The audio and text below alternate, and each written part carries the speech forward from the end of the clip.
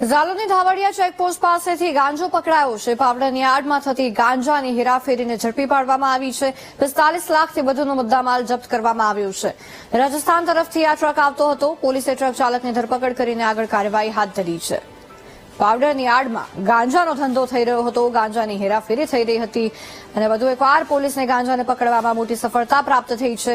45 લાખથી વધુનો મુદ્દામાલ જપ્ત કર્યો છે પોલીસે અને ટ્રક ચાલકની પણ ધરપકડ કરી છે। હવે રાજસ્થાનથી આ ટ્રક આવતો હતો, તે ડીલર કોણ હતો, ટ્રકને ક્યાં પહોંચાડવાનો હતો, સામાનને ક્યાં પહોંચાડવાનો હતો, તે દિશામાં પોલીસ દ્વારા આગળ તપાસ શરૂ કરવામાં આવી છે।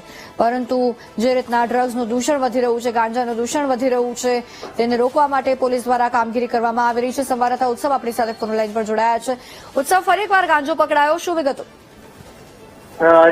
જે દાહોદ જિલ્લો છે જે રાજસ્થાન અને એમપી ને જે સરહદ વિસ્તાર ધરાવતો જિલ્લો છે, ત્યારે જે ધાવડિયા ચેકપોસ્ટ છે ત્યારે જે રાજસ્થાનથી જે ટ્રકની અંદર જે ગાંજાનો જથ્થો આવતો હતો તેની અંદર પોલીસને બાતમીના આધારે પકડી પાડતા જે દાહોદ જિલ્લા પોલીસ છે તેને મોટી સફળતા પ્રાપ્ત થઈ હતી। જે 45 લાખ ઉપરાંતનો જે માલ છે તે ડોક્ટર રાજીવસિંહ ઝાલા જે દાહોદ જિલ્લા પોલીસ વડા છે તે સહિત જે કાફલો હતો તે ધાવડિયા ચેકપોસ્ટ ખાતે પહોંચ્યો હતો અને જે 45 લાખ ઉપરાંતનો જે જથ્થો છે તે કબજે કર્યો હતો અને હાલ તો જે પોલીસ છે તે દિશામાં તપાસ કરી રહી છે કે આ ગાંજો ક્યાંથી લવાતો હતો અને કોણ ક્યાં અપાતો હતો તે દિશામાં હાથ ધરી છે।